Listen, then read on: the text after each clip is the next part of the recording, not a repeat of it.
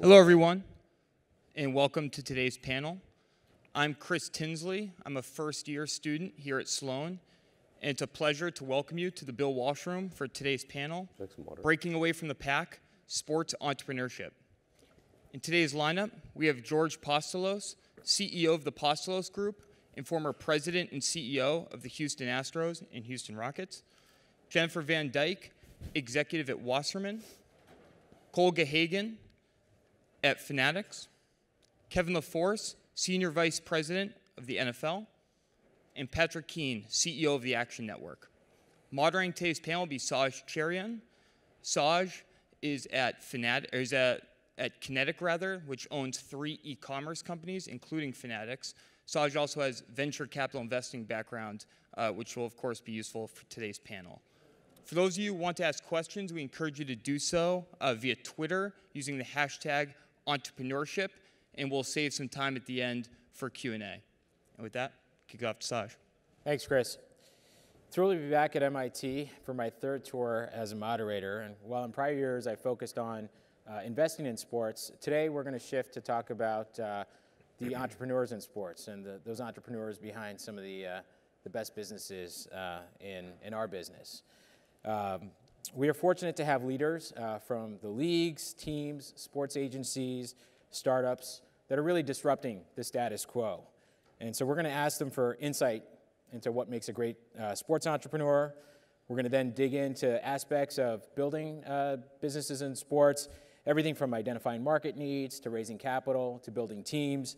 And then next, our panelists are going to share their collective wisdom for the guys here in the room that want to actually start businesses. And then it'll be up to you. Our panelists are going to answer questions from you. And so I think you have the ability to tweet your questions to us. So get ready with those answers and or those questions, and I'll be sure to take them to the group.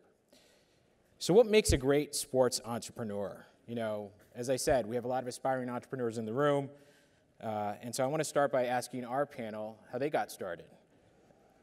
Patrick, CEO of the Action Network, you're leading a sports media company, but tell us a little bit about how you got your start in sports.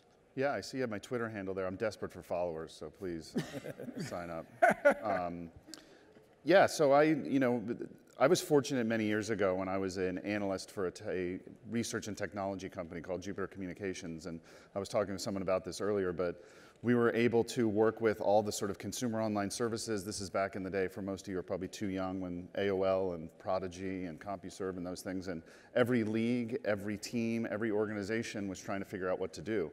And I remember working with a lot of the digital executives for some of these companies, and it was always the owner's son that was trying to figure out what to do with digital, because it was sort of a rounding error and was not that interesting, but was able to get access and work very closely with a lot of very smart teams that were trying to understand fandom around digital. But the 90s were a very different era. I remember talking to Mark Cuban when he was starting this little company called AudioNet, and he wanted to netcast, as he said, at games. So looking at the future and where we are today and how quickly it has become part of the lexicon, the nomenclature of all sports. If you don't have a digital strategy for engagement and retaining users, you're absolutely doomed to fail.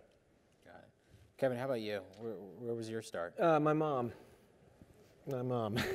All right. No joke. All good things come from our mom. Right? Yes, yeah. She was in sports in North Carolina, Olympic festivals and state games, and then eventually ran sports for ACOG, the Committee for the Olympic Games in Atlanta. I was a junior in college at the time and was a runner for NBC Olympics. And that was my first kind of foray. I parlayed that into a job kind of in event planning for broadcast operations for NBC Olympics in Sydney, Australia in 2000. And then I went back to graduate school and shifted into a career in finance in New York and spent 3 years doing finance for Bear Stearns and was focused on tech, media, and telecommunications in that capacity. And then a headhunter called from the NFL, and that was 11 years ago. Wow. So. That's great. And so, and Cole, you've been working with professional sports teams for most of your career, previously at Ticketmaster and now at Fanatics. What was your first job, and did that hook your hook into sports? Yeah, mine was more direct, I think, than Kevin and Patrick's. Mine started right out of college, between undergrad and grad, working for the Cowboys.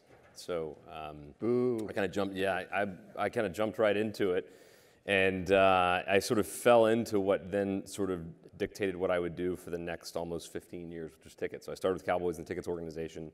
Got a good visibility, as I think a lot of people do who work in ticket sales. I got a decent visibility into how that world works, and realized early on that there was really only one big company that was in tickets at the time, driving tickets at the time. And so from there, I got an interesting opportunity after sort of networking and getting out and meeting some folks to meet a company called Tickets.com, or at least meet with people from Tickets.com. And this was before, those who are familiar with Tickets.com, it was before we sold to Major League Baseball, Advanced Media. And I did that a couple of years after starting with the Cowboys. And then kind of away we went. And there were a few transactions along the way, one to BAM, one to a company that George was with, or a team that George was with quite some time ago, the Rockets, and then that led me ultimately to Live Nation and Ticketmaster. So in one way or another, I think I've been around, in and around sports really since the start of my career. So the lesson for those of you in the audience, you got to be very careful about the job you take after Sloan, right? That's because, right. It Might be locked in. Might dictate the rest of your life. Exactly right. What about for you, Jennifer? So actually, like Patrick said, I started for the owner's son, except the owner in this case was Mark McCormick. And I started in 1998 at IMG, where Todd McCormick, Mark's youngest, had convinced his dad a year earlier that this internet thing 1.0 was going to be a big deal. And Mark didn't really believe him, so he only funded half of it. And Todd went out and got independent funding. I think the Crafts were even involved to start this company, which we called TWI Interactive. And in '98, we were building broadband websites for 56K modems that actually ended up being the first websites for Manchester United, the British Open, and Wimbledon. And so I had a $6 an hour internship after graduating and have been in sports and tech ever since. And because you work in sports, you still make about the same. Yeah, right? Exactly. Yeah. Another lesson for the folks in the That's right. George, how about you? What was your first foray into sports? Well, it goes back to the 80s. So I was graduated from Harvard College, and my dad wanted me to get some sales experience. And so I was from San Antonio, and I had worked for a period of time in a straight commission job selling program advertising and season tickets. And I think it's great to get sales experience early in your career, and definitely if you're going to work in sports, because ultimately it's a local sales and marketing experience. At least the team business is. So it's had an influence on me throughout my career. Great. So I guess first question for our group, now that we know a little bit more about them, is, can anyone become an entrepreneur? Are sports entrepreneurs born or made? Scott Shane, professor of entrepreneurship at Case Western and the author of a book called Born Entrepreneurs, Born Leaders, How Your Genes Affect Your Work Life, actually links entrepreneurial success to nature as much as nurture. He studied the rates of entrepreneurship in hundreds of pairs of identical twins, that have that share 100% of their genes, and fraternal twins that share 50% of their genes. And Professor Shane discovered that higher rates of shared entrepreneurial tendencies among the identical twins. And so he determined roughly 30 to 40% of the tendency to be an entrepreneur is innate, not taught. So Jennifer, I want to throw that question to you. Do you agree? Is there such thing as a born entrepreneur? I mean, I'm going to go against the data here a little bit. Yeah. I don't really think so. I think if curiosity is linked to your DNA, then maybe that is the case. But to me, everything I've seen and experienced in my life is really come down to hard work and curiosity, and sort of having maybe a intelligent lack of fear about going to talk to the head of a company or a major investor, or taking that chance that no one else takes. So if that's genetic, maybe. But otherwise, I don't think so. Well, Kevin, as the head of 32 Equity, you invest in entrepreneurs on behalf of the NFL clubs. Do you look for an entrepreneurial gene when you're investing, in prospective companies? It's a good question. I think certainly we look for talent in management. I think one thing that I've learned over the last 5-6 years of spending time on the investment side of the NFL business is that you can have a lot of great ideas and interesting models and concepts, but if you don't have the right people executing against that and the right vision for it, it can fall down. And put another way, so I think from my perspective, you certainly, we don't like to take model risk, but we are willing to take execution risk. And when we take execution risk, we're willing to and interested in backing talented people. And I have found, to Jennifer's point, that some of the most successful entrepreneurs I see, and I look at myself in the mirror, and I'm not one, are wired up a different way in some ways. And whether that's birth or whether that's formed through experience, there's just folks, and maybe it's a function of curiosity or just like a depth of passion for what they're doing. But some of the most successful entrepreneurs I've seen are just, it seemed to me, it's like they can walk and sleep at the same time because of how passionate and just the way they kind of operate and are relentless in the pursuit of what they're going after. So you're looking for sleepwalkers. We don't talk about that investment thesis much, but yes, that's one of them. George, what about you? What's your perspective on the born versus made debate? I like what Jen said about an intelligent lack of fear. And curiosity too, and passion, but everybody doesn't have it. And I appreciate and would share Kevin's honesty in that when I look in the mirror, I'm not as comfortable as you need to be. I don't have as intelligent a lack of fear as I think you need to be. So I think that's a great question for somebody who's getting ready to start their career, is, because everyone wants to be, quote, entrepreneurial, because I don't think I would ever want to be the guy in the room or in the office that people said, oh yeah, he's the not entrepreneurial one.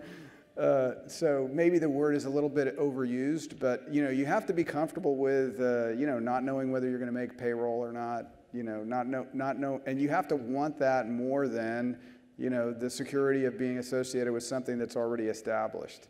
And I think in that sense of the word, I think it does go to character, and whether it's genes or nurture, they're different. A real entrepreneur is different. Got it. All right, so I'm gonna tackle this with building the sports businesses with some of our real entrepreneurs here.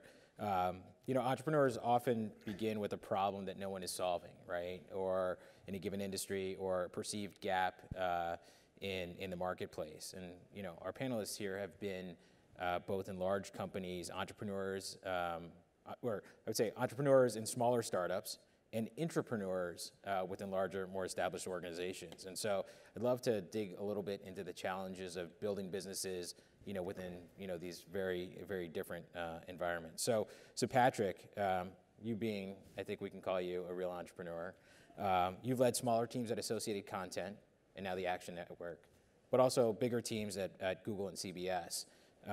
What problems were you trying to solve, and help us understand some of the challenges that you experienced in both the smaller and larger organizations? Yeah, a place like Google, a perfect business model can hide a lot of failure in a weird way. When you're swiping credit cards 24 hours a day across the world and you have the margins that Google does, it can hide a lot of oftentimes sub-tier people inside of companies. So that's kind of a rare thing when you're able to have that kind of distribution, a perfect business model, and the things that kind of make sense in that way. And then for me, going to a place like CBS and trying to create a culture around real technology. CBS is a great business, and CBS is broadcast television with an aging audience and all the things that kind of come around it, but it was always a really difficult challenge to recruit and hire really top quality technical talent. It just always was. You know, that was not an issue for Google. That wasn't an issue for most of the startups that I've built and run, including the Action Network. It's just getting really strong, sophisticated technical talent is, I think, one of the biggest challenges for a lot of these companies that all want to sort of take advantage of opportunities in digital and build big businesses that are high margin and they're sort of attacking big markets, as you were mentioning. But, you know, even going back to some of these other things, like I always say to my teams, if your job is not your hobby, you're never going to be successful. And what I mean by that is you don't necessarily have to go into a business that is your absolute passion when you're not working. But if you're able to find something that is your hobby as well, because you put in the hours that are not going to be commensurate with a great family life, they're not going to be, you know, so startups can be a very lonely life, but if it's not your hobby, you're not going to be successful, I always say. But, you know, it all comes back to some of the things these folks have said. You just have to find the best talent. You know, at our teams, that's what I say 25% of everyone who ever works for me is recruiting and finding good people. At least, yeah. So, and you've been on both sides of the table, right? So you've been selling to large media companies, and you've also been at large media companies, you know, looking at acquisition targets. What advice do you have to folks here in the room that are sitting at those tables? In terms of like getting acquired, that kind of thing, or? Yeah, or just even trying to do a deal, right? Yeah, I mean, you know, it's a funny thing about corporate development. I think a lot of the people on this panel have probably sold companies as well. And the person who works at corporate development at a large media company, at any company, that person, if that deal doesn't work, they're going to get fired. Like, it's literally that drastic. You know, it's hard to sort of make decisions when you're kind of have that kind of pressure. So the person that you're often talking to is often on sort of what I like to call as a fishing expedition, that they're not necessarily actually going to buy your company. So to have the sort of tea leaves and understanding, we just sold a business to Spotify a few weeks ago called Gimlet Media, which is a podcasting company. And you can kind of get the tell pretty quickly if they're serious about it. You have to have the right product market fit. You have to have a deficit inside of that company that they're not going to be able to build. And if you look at Spotify, 9 out of every $10 goes to labels. So they needed a business where they could own more IP and own more content. So buying Gimlet gives them an opportunity to own content. So that was something we saw full stop as we looked at that business, that they just needed to be able to bring the margin from content acquisition down. So that was, you know, something you could see as you're going through the process of selling a business. Got it. So Cole, you've similarly traded entrepreneurial gigs at tickets.com and Vertical Alliance for Chief Revenue Officer business card at Ticketmaster, and you know, Fanatics is probably somewhere in between. What problems were you trying to solve? And did you experience some of the same challenges that Patrick talked about? Yeah, I think so. I think that, I think if I kind of look along this timeline of personal entrepreneurship, I think that I probably evolved over time from thinking that entrepreneurship was about solving problems and challenges and being more opportunistic minded about what's out there for us to go after. And I think that sometimes can be the difference between what a good concept, when a good concept becomes a great concept.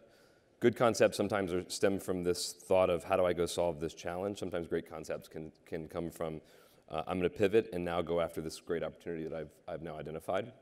So I think that for me, early on, maybe it was about solving challenges of how do we introduce better ticketing technology to the industry. When we started Vertical Alliance, and the Rockets were one of our first partners, actually, when George, right around the time that George was there and left.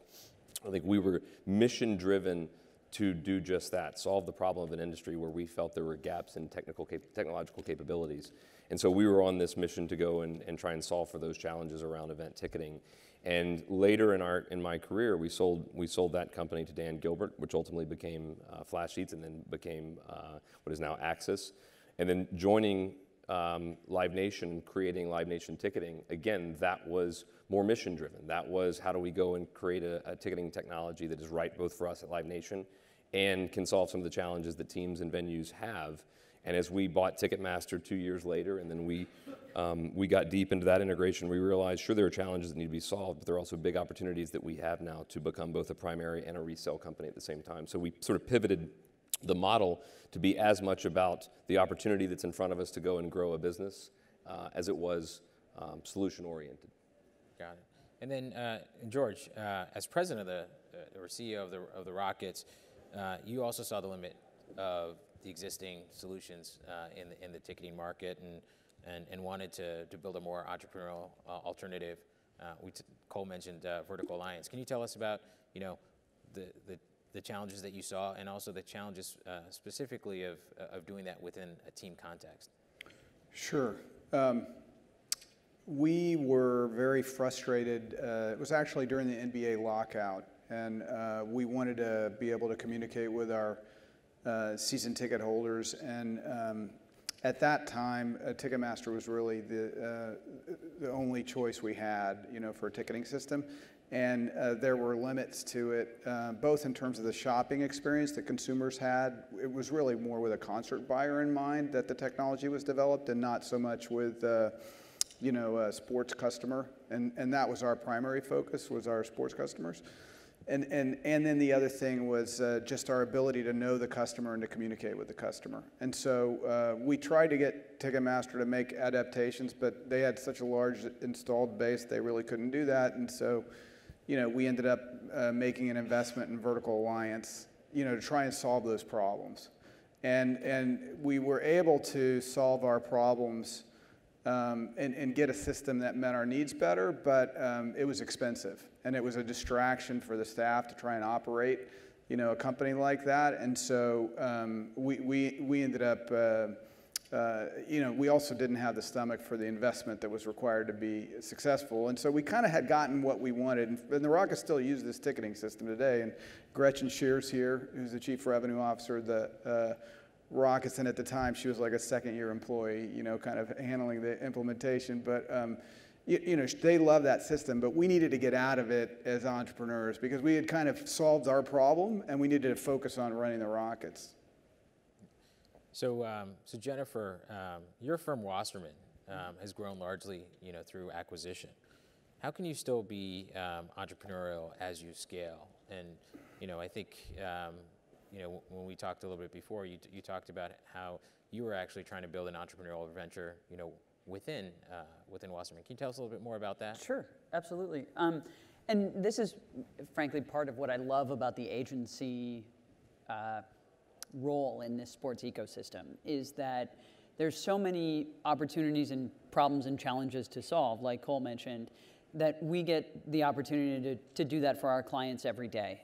And wherever those may be, if you're representing a brand, their challenge, if you're representing a team or a league, helping solve their challenge, and the opportunities that come from all of that in between. But we could spend and have a nice business just solving our clients' problems and challenges.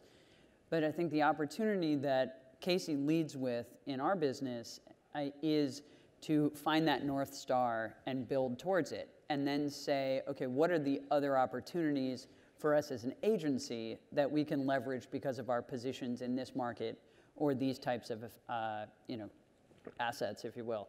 And so one of the things that we're doing now is, we represent over 1,800 athletes, I believe, today, but athletes have not become the influencers on digital that we also represent.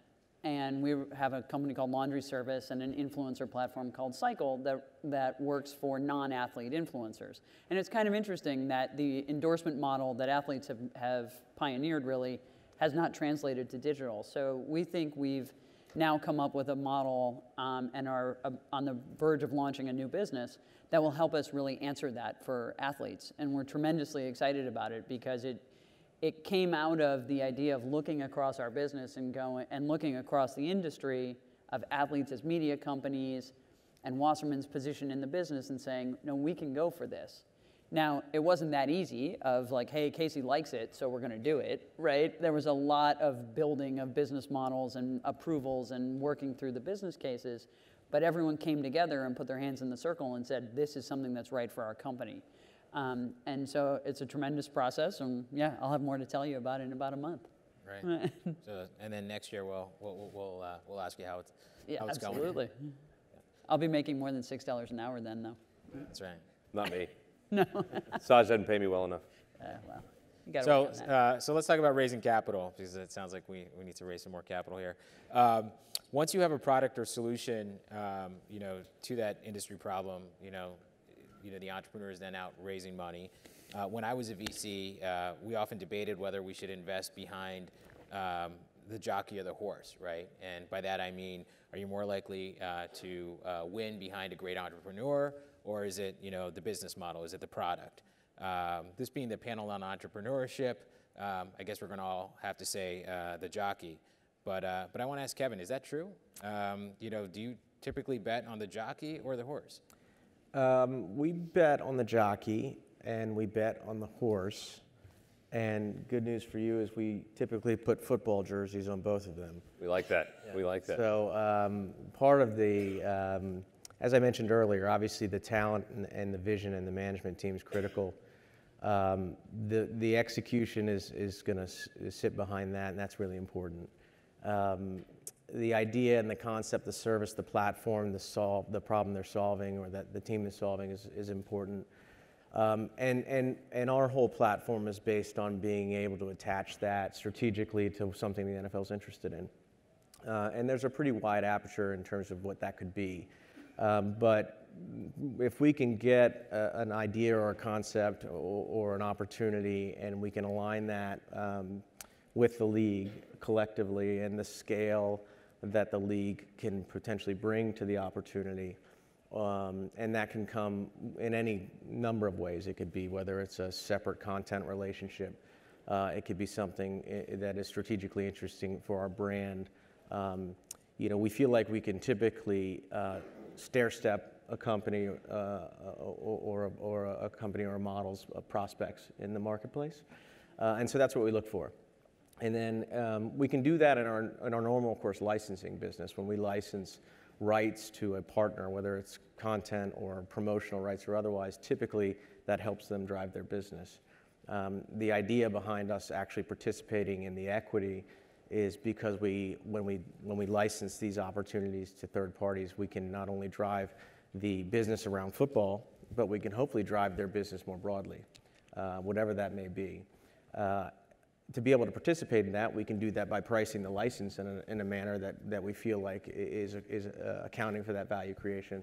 Another way to participate in that is by investing and having an equity position in a platform or a company. And that was really the thesis behind why the league 5 years ago started doing this. And to the extent we can invest, we're now aligned with them, and the incentives are there. As someone selling rights, of course I'm aligned. I want to see them successful. We want to grow businesses and partnerships. To the extent that that deal comes up in 3 years, I'll probably go out in the marketplace and look at a whole new set of options and see what's best strategically for the league and for the fans and otherwise. To the extent I have capital in the company, that changes the formulation a little bit as it relates to my incentives and the alignment I have with the partner. And so that, a lot of that is kind of the thesis behind why the league and the owners have decided to start investing directly behind these opportunities we're seeing. So if I'm an entrepreneur and I'm approaching, the NFL specifically, I should really, come to you and say not just, hey, I need the money, this is what I'm trying to do, but how I think the NFL can help me. Yeah, I think if your idea is good and you've got talent, the money's the easy part, and I say that maybe lightly or maybe from my orientation, but the guy with the shield over here. Yeah, so I billionaires behind you. I say that only in that the value of a partnership, as it relates to investment, is from our perspective what we can bring. I show up with money just like another venture capitalist or a private equity person shows up with money. What I hope the league can bring in certain circumstances is differentiated strategic partnership. It's the thesis of any strategic investor theoretically, but if the right set of facts are there, and in terms of the opportunity and the entrepreneur and the partner, and the NFL can show up and plug that into our system, the money is helpful, obviously, but it's the platform that hopefully we can leverage at the NFL to really drive growth and value creation in the partnership, and I think that's what we bring that's different, and that's certainly how we approach those discussions. Yeah. So George, when we talked a little bit earlier, you said that you've seen every pitch under the sun. What makes a successful pitch, and what resonates with you more, that strong team or that compelling idea? Maybe give us an example. Well, at this stage in my career, I feel like I've seen so many startups go bad that I really want to see the jockey and the horse together. and the numbers. And so I like to see a company that is already making money, and that has a good track record. Just as an example, 4 years ago, I met Patrick Ryan and Ignacio Cubero at Ventilect, and they had been in business together for 8 years. They were growing the top line at like 70% compounded annual growth a year. They were profitable and becoming more profitable, and then the two of them really understood consumer behavior in a way that at least I didn't understand the digital consumer and what was happening in tickets the way they understood it. And I had been a team president for 10 years, had really smart people working with me and stuff. And so I thought, these guys are going to have success. And so I like to just pick a few spots. And so that to me is, I really like to see all three things in line up like that. And in that case, that's turned out very well, and that company's continue to grow at that rate. And in the business, it certainly can evolve, but I like to see the fundamentals in place, before I, put my own money in a deal. Got it. So the jockey, the horse, and numbers. Got it. We talked about the jockey, but it's probably worth talking about building teams, right? Because I don't know a single entrepreneur that won on their own. And I guess that holds true for all teams, sports or otherwise.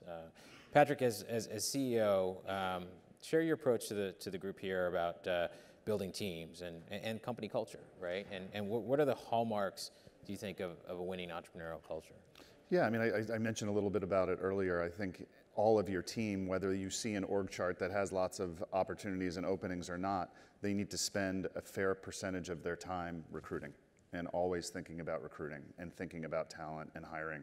And I think any startup is always looking for technical talent. Those are some of the most difficult people to find, and they're usually in two places, either San Francisco or New York. New York increasingly has become a better place for technical talent, but there's Austin, Texas. There's lots of great areas. Boston here, obviously.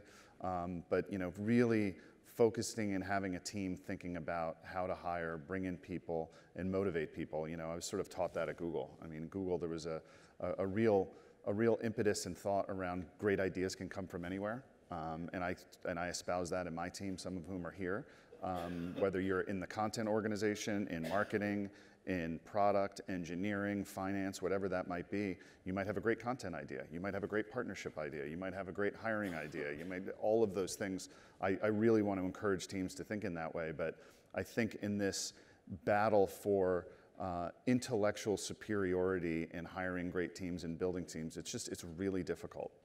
And it takes time, but it needs to have a lot of attention other than sort of what I would say is your day job and being an executional person inside of a company, because oftentimes it's not money, it's going to be culture. It's going to be someone meeting your team and saying, this is what I'm going to devote my time to, and I really believe in the team and the organization and the market and the TAM and all the things that are representative of big businesses. But I don't know, I think hiring needs to be a singular focus for everyone. Got it.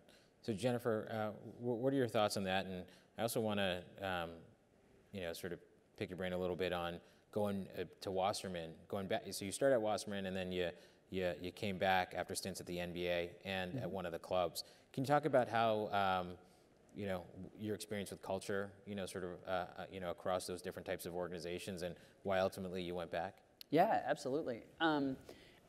Culture is 100% what I think motivates teams to win, right? I think the desire to belong was pretty high on Maslow's hierarchy of needs, but we all want to belong to a winning team, and that winning team so often is loving the people you're working with. Not that you're best friends with them, but it wakes me up every day and gets me in the car to go to work with the people that I work with at Wasserman. And that is just such an incredible motivating factor. I was sort of spoiled. I spent 9 years at IMG. I went to Wasserman for 7 years. I thought, oh great, all companies are like Wasserman. Like everyone has a great culture. And I went to the NBA at Teambo, and it was just like Wasserman. I'm like, this is awesome, but it's New York and it's cold. And then I got recruited to go back to the Clippers, and I had never worked for a team before. And And you know, Steve Ballmer's an entrepreneur, and he's an incredible human being, and what he's doing with that team is a wonderful story. And I got to work on an OTT product that we were building. But at the end of the day, I missed the culture and the camaraderie and the people of Wasserman, because great ideas can come from everyone. And if you don't believe that in the core of your organization and give people those opportunities to contribute and participate and be part of that winning team, you're not going to win, ultimately, long term. And so I was so happy when they actually offered me the opportunity to go back, because I missed that. And now in building this new team, I literally feel like all of our open jobs, we're going to hire the A team. And the ones that we've filled already are like, check the box. This is an A person. And they're not an A person because they have a certain degree, or they have, you know, went to a certain college, or they're friends with somebody. They're an A person because they fit with the culture and the energy that we're bringing into this group. And I want to go to battle with them every day and make money together. And it's really, really important. And you talked about how you went to go work for an entrepreneur, Steve Ballmer, right? Mm-hmm. You know, who's also a sports owner. So if you're a sports entrepreneur, you know, are you better off at, you know, working with a team, or, you know, starting off with a team, or actually going directly to the league itself? So if you're an entrepreneur with a technology or an idea, I think as equally real as the idea is that this is a job, and you know, while sports is cool, you have to still have the right business model. If you are an entrepreneur developing a technology and you think it applies to sports, you better know the sports landscape as well as you know your technology. Because we see entrepreneurs all the time come in, and I mean, I almost feel bad, because they come in and they're like, I have this great new arena technology and I really want to go talk to the league. And it's like, well, that's great, but the NBA controls one arena for one day, maybe 5, throughout the year, and that's around All-Star. So if you want to be in an arena, you need to go to a team, right? And by the way, you need to go to a team that controls its own arena. So when I was at the Clippers, we'd get pitched all the time on arena technologies, and we couldn't do anything because AEG owns Staples Center in LA, and we don't have any say. So it's about knowing that business, knowing the rights landscape, and knowing who controls, frankly, the money and the power, and where your best fits are going to be. Because it is, as much as horse, jockey, whatever, you walk in the room to any one of us on this panel and start pitching your idea, and if you don't know the sports business and the right questions to be asking, it's a much steeper hill to climb before we open that opportunity to work with us. Yeah. So I want to get another league perspective, you know, from Kevin. You know, given your role within the NFL, leading overall media and strategy and business development efforts, as well as the direct investing that we talked about, you know, take us behind the shield. How are you changing the way you work with entrepreneurs, and you know, maybe talk a little bit about what you've done with On Location and how you've actually spun out the assets within the league, you know, in on-location experiences. Sure, yeah. I mean, it's an extension of the thesis that we had described. I mean, the NFL, and a little bit to the earlier question and Jennifer's comments on entrepreneurship in the sports ecosystem, is hard. There's systemic inefficiencies, though, that can be taken advantage of, and the leagues and the clubs will inherently do certain things and do them very well. They will put on events. They will administer a sport. They will monetize certain rights that they're focused on. They will sell tickets and sponsorships and media rights. But there are things that they will never do. They will not build a ticketing platform per se. They won't necessarily build an e-commerce business per se. And those things evolve, but the NFL doesn't have a balance sheet. And so as we look at different opportunities, as well as we look, you know, at our own business, we think about that, and where do we license or deploy capital in the market around ideas that we think have either a risk and return profile that we don't necessarily have the appetite to do ourselves. And On Location was an example of that. On Location was a business with 3 people, 3,500 tickets, sitting on the 7th floor at 345 Park Avenue. And it didn't make a lot of sense for it to stay that way. It was providing a service. It was providing a service for fans at the Super Bowl. You would come, you would buy a package, a hospitality package. You'd show at the Super Bowl, you would get a tailgate, and you would get potentially could buy a hotel room. It would be behind the secured perimeter, and it would be kind of a premium experience around our most premium event. But we weren't investing behind it. We weren't investing people, resources, talent.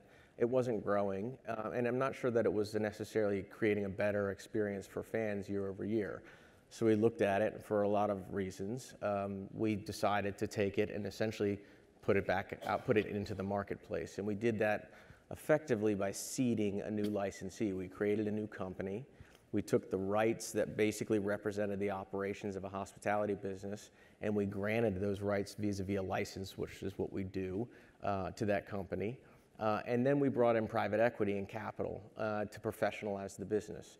And then obviously our own private equity arm invested alongside it as well for reasons I kind of identified earlier, for alignment and making sure that we were kind of all in on this.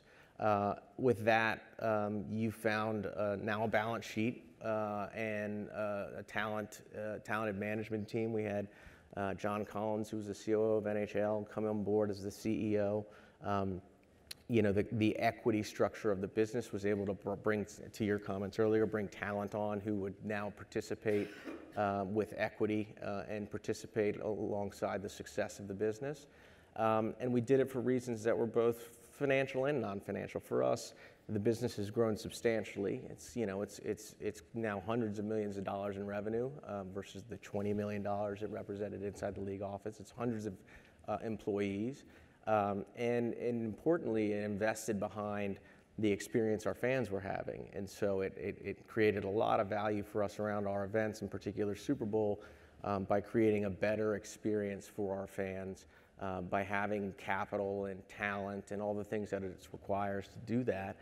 So that's really where we get our payback. That's the return for us, is that. And on top of that, obviously, we're seeding a business that's core asset is the Super Bowl, which is obviously a massive event. And so what they can do and have done is go out and build and acquire more rights. And so with the Super Bowl as your anchor tenant, you can go and you can build out additional events in sports and in music. And now they have a portfolio of hundreds, literally, of events, whether it's Coachella or whether it's the Masters, that they've built a business around.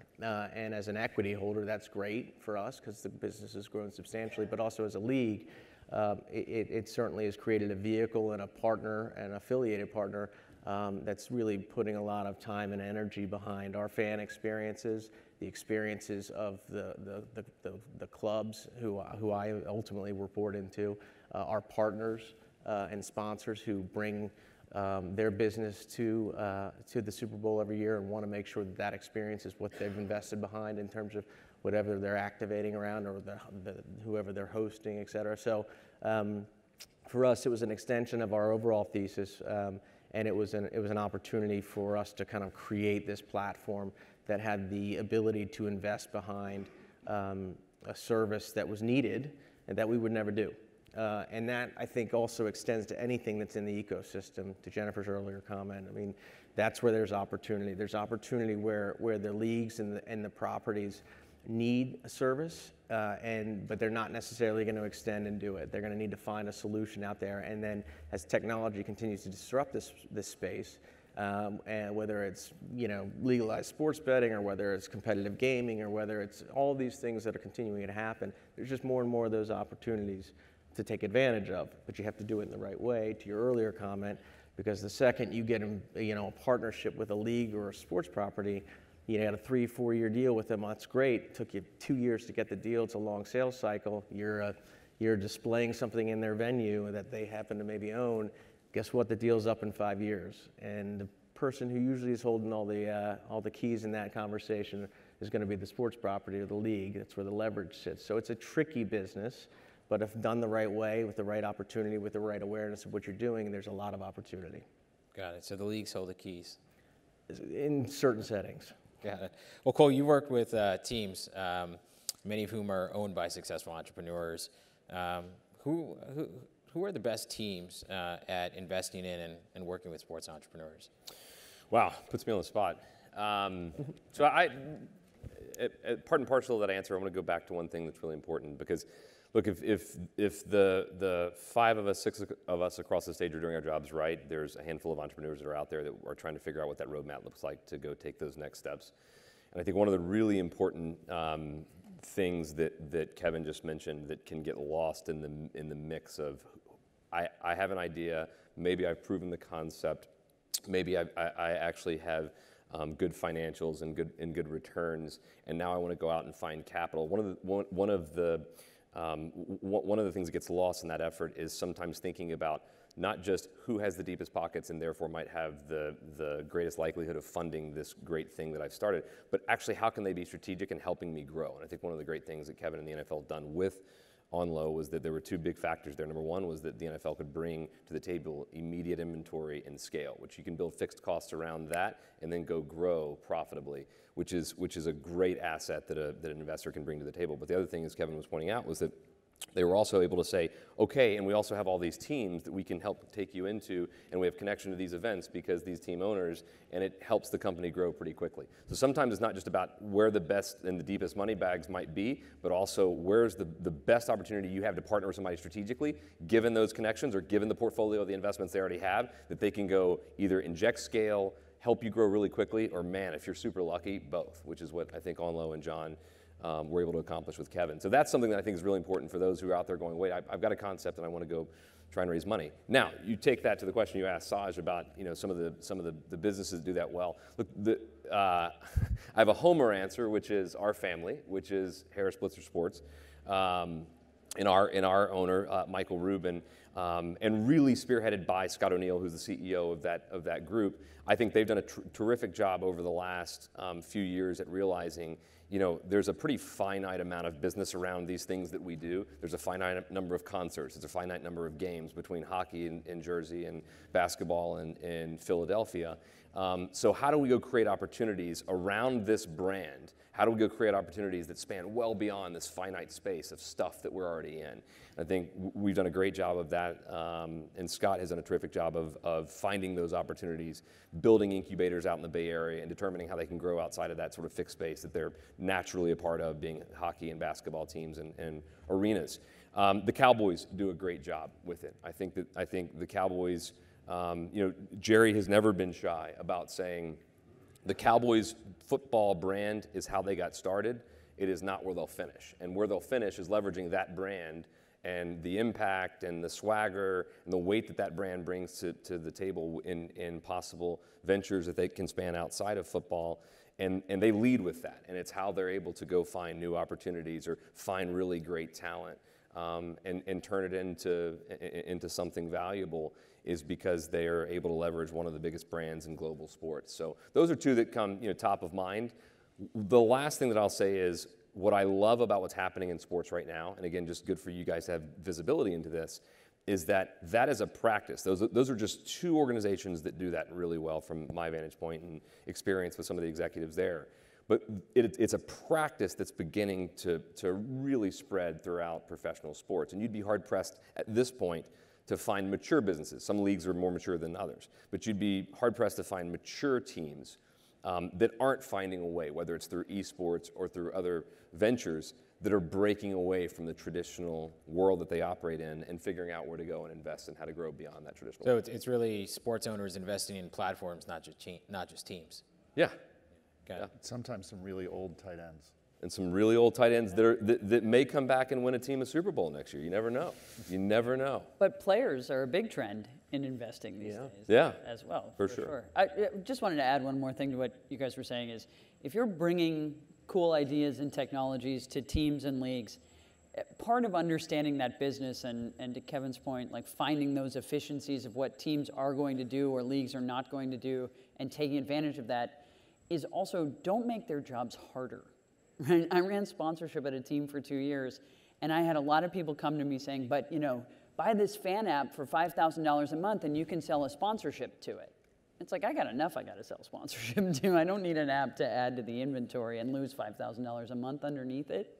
So be a little bit better researched, I would say, in terms of how you can make their lives truly better and help them make more money together with you, not in spite of what it costs them to pay you.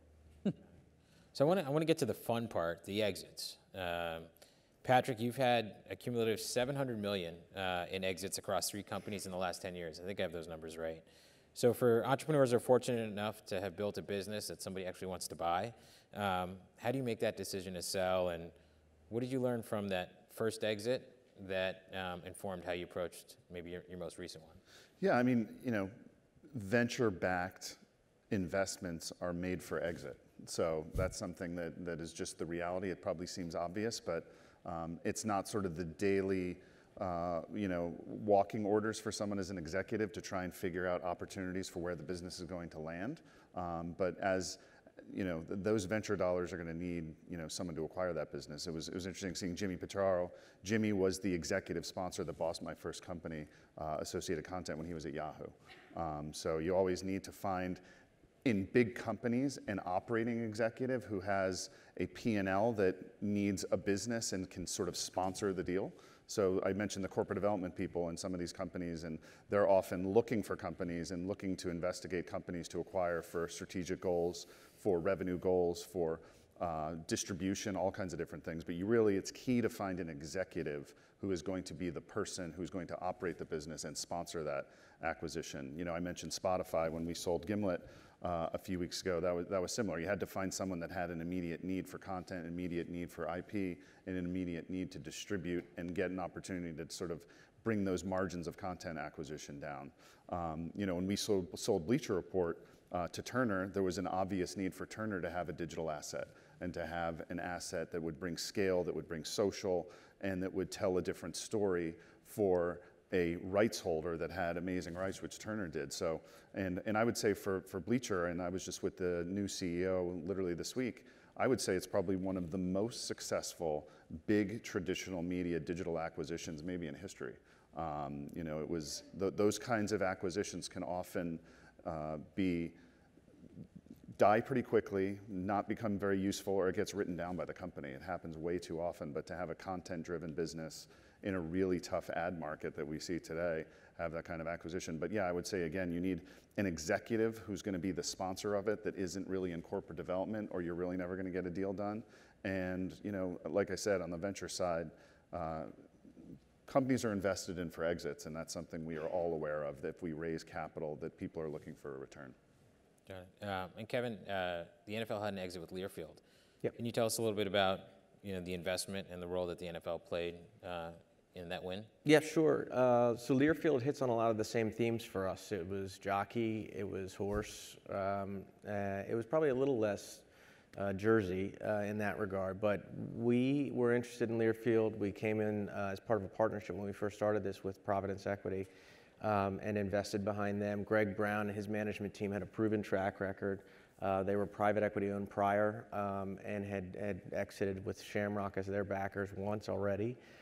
They were solving a problem for colleges and universities, a problem that colleges and universities were never going to solve themselves. They weren't going to invest behind or in-source multimedia sponsorship sales. Ultimately, it turned into digital media and other kind of adjacencies that Learfield built out. They had the benefit of a network to scale, a pretty hard business to scale, but they had the benefit of hundreds of colleges and universities ultimately to do that. Their biggest competitor at the time, IMG, obviously was in a process, which I think helped them strategically. And then fortuitously, there was another private equity buyer that wanted to own them and saw the fact pattern and the history of the management team, what they were building, had an investment thesis, and probably sold well earlier than we had anticipated. The NFL's interest there was we had built, and when I joined the league, part of the thesis was we were insourcing a lot of our digital media and owned and operated media assets. We had launched NFL Network in 2004 and 2007. We brought all the digital assets in-house. Ultimately, that included the 32 club websites. So there was a network and a scale there and an experience that we could bring to Learfield as they were starting to build out those capabilities and thinking about how do you build a network across universities of digital sites? How do you think about, we have a reasonably sophisticated sponsorship business at the NFL. How do we think about multimedia sales and the kind of convergent technology market? So we were providing them a lot of kind of best practices or things that we learned along the way, and that was the tenor of the relationship with them. There wasn't necessarily a direct tie-in between NFL licensing rights or things that we were doing day to day with Learfield, but an exceptional company, obviously still is, and having equity in that company now would be great. It was one of our first investments, so the exit proved to be kind of precedential for us, and it was a great outcome. Got it. Well, I want to take a question from the audience, and I'll throw this over to whoever wants it. It says, what is the biggest myth perpetuated in today's glamorized world of entrepreneurship and hustle culture? Anyone want to take a stab at that? I'll take a stab as it relates to, I'll sort of point the question back to our industry for 1 second. I think the biggest myth, and honestly Jennifer touched a little bit on this as well earlier, the biggest myth is that this is sports, and like Hollywood, it's glamorous, it's sexy, it's filled with a lot of big personalities, and there's a ton of money to be made in it. The reality is there's a ton of money to be made in it, to be certain. If you can make a 30-footer consistently, you can throw touchdown passes or catch touchdown passes or block really well, and you can make goals. There's a ton of money to be made in it for sure. But the reality when it comes to sports is that, I'll use the same word I used earlier, but just in a different context. It's a very finite space. I mean, if you think about it, there's only about 150 clubs across the 5 professional sports leagues. There are only a couple of hundred colleges, and then you sort of get into Division II. And so it's a super finite addressable market if you think about it. And so that doesn't mean that there aren't opportunities in sports. Otherwise, we wouldn't be here. What it means is you've got to be hyper vigilant about the model you're building, everything you've heard here, the model you're building, the people that you're out to hire, the culture you're going to establish from day one, the returns that you have to show that have proven enterprise value. You've got to be hyper vigilant about those things, and when you are, then you've got something you can take to market in a compelling way, and regardless of how small that addressable market might be, you're going to be pretty successful. But it requires that hyper vigilance. Whereas there are so many other industries where the addressable market is not finite. It very well may be infinite in terms of your opportunities. So if you love sports, you're here at this conference and you're here in this business because you love sports and you're an entrepreneur and you want to go start a business in this space, then the best advice that I can give and the best myth that I might debunk if it's out there about our business is go clear-eyed into what your challenges are going to be. Know what they are up front and go build something of value, and then you'll blow right through those challenges. And Cole, to your point, ideally scale beyond sports. Yeah, if you can find a way, that's right. That's exactly right. We looked at a VR company, we've looked at many over the years, and the one that we finally put a little capital behind was sports applications, training, officiating as well, but also enterprise, and training large enterprise companies on how to train their employees using VRs for health and safety reasons and industrial and otherwise. And we really like opportunities that aren't just sports. Yeah. So to your point. Great. Well, we just have a few minutes left. So I want to ask each of our panelists to name an entrepreneur that they admire, and then share with the group briefly what you've learned from that entrepreneur that you'd like to pass along to the future or current entrepreneurs in this audience. So George, I'll start with you. Okay. The owner of the San Antonio Spurs when I was growing up was a man named Angelo Drosas, and he had a very creative transaction where the Spurs were playing, the franchise was playing in Dallas, and it was called the Dallas Chaparrals.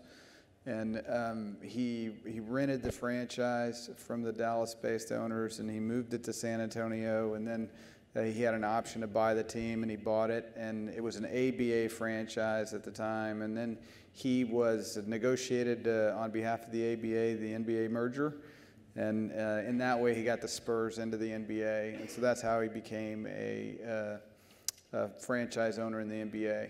And so what I learned from him was, and I had the opportunity to work for him, but what I learned from him was just that basically anything is possible with creativity and willing to take risks. And it's made me stretch a little bit further in my career, and I encourage all you guys to do the same. Yeah, Jennifer? I was listening to Adam Grant's new book on the plane ride up here, actually, and he had an interesting stat in there where 50% of the population of the U.S. are women. 3% of the population of women of the U.S. is named John, but there are more Fortune 500 CEOs named John than there are women CEOs. And so, on the one hand, I could answer that any Fortune 500 company that's run by a woman would be one of my answers, but actually Indra Nooyi would really be my answer, because while on the surface of it, she is not entrepreneurial in the sense of starting companies yet, she took a company that was so massively known in certain areas and diversified the businesses and made acquisitions in areas that will solidify the business for so much longer, that I think it was one of the harder things that I've ever seen any CEO do, quite frankly, for the future. Cole, real quick. Mine is super easy and super quick, and it's such a homer answer, but it is Michael Rubin. It is our boss. I mean, I have never been around anybody like him in my entire life, not just his tenacity, but also his just obsession with focus on what you do, be the best at that, and don't get distracted. So it's a little homerish, but it's my answer. It is a little homerish, but I don't disagree with you. Yeah. Yeah, we were investors as well in Fanatics, and part of the reason is he's a unique animal, and he's a good example of someone who has been able to ring fence almost every major sports property, which is the reason why we invested behind him in part, because of what that provides from a competitive differentiation and the moat perspective in a market that is really, really hard. Yeah. Got a guy named Andrew Paradise who we invested behind out in California, who's also got that wiring, who from a pure entrepreneurial perspective, who's kind of in a cohort. He's a young guy who is a good example of someone who's a company called Skills, which is kind of at the convergence of a mobile gaming, competitive gaming mobile space, really, really fast-growing business, one of the fastest-growing businesses, startup businesses in the country. We're really excited about him and what he's doing, and he's a good kind of indication of a lot of the themes we've seen. If you look at and read about him and that company, what he's been able to do, he is entrepreneur 101, and some of the attributes, whether born or shaped, I don't know, but we certainly bet behind the jockey on that one. Got it. Patrick, the last word. Yeah, I would say, and this person was not a classic entrepreneur, more of an executive, and one that I always think of when I try and tell people how to operate their careers was Eric Schmidt. Eric Schmidt was the CEO of Google, and Eric is a pretty nerdy and kind of engineer and computer scientist. So to hear him use the term network, not as a computer network in nodes, but he used to say, and I think he took a few Carnegie classes on public speaking, he'd always say your name when you talk to you, Patrick, never underestimate the power of your personal network. And that sounds like a weird thing for Eric to say, but I think that's great advice for anyone. If you can call on someone, I've met people here today that I can add to my personal network, and I don't say that in a mercenary way, but they're all smart people, they're thoughtful, and they could be great partners in the future. So I think it's really smart to really think about growing your network, kind of nurturing it like you would a plant, a child, et cetera, and I think it can really go a long way in your career to build that network. Great. Well, hopefully all of you have added these panelists to your personal network. I just wanted to offer a round of applause and hope you will join me in thanking our panelists today.